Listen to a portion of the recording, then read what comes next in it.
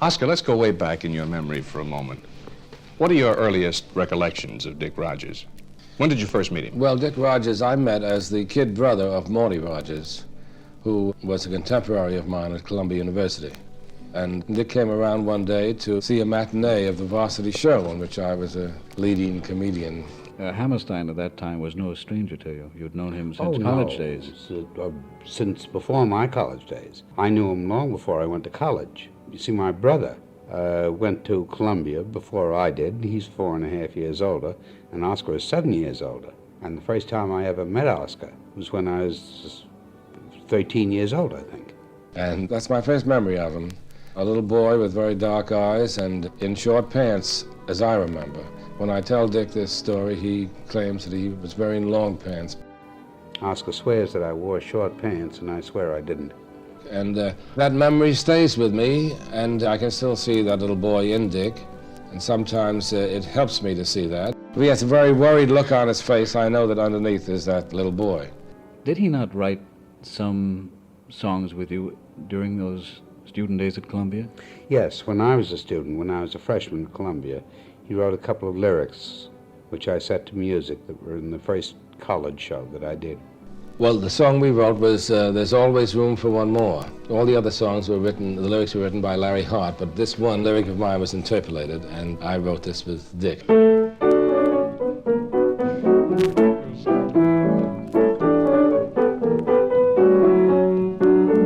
It went like that. It's not very good.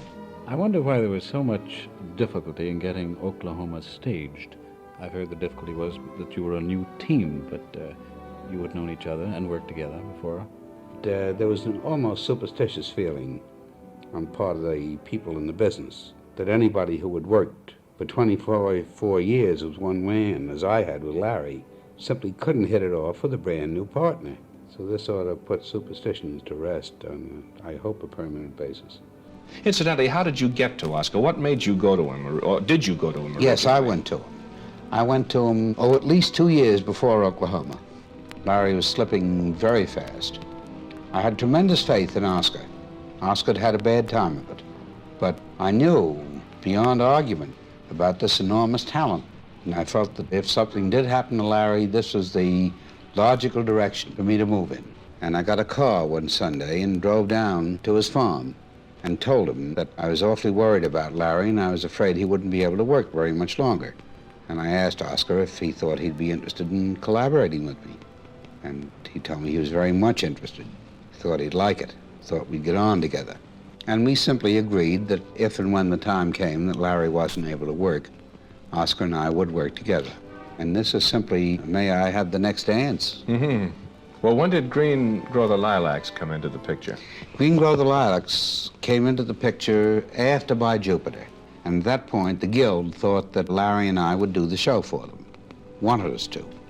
And by that time, Larry was not in condition to work. And I went to Oscar and asked him if he would be interested in doing a musical version of Green Grow the Lilacs with me. He said he would. Then I went to the Guild and said that I wanted to work with Oscar, and that was fine with them.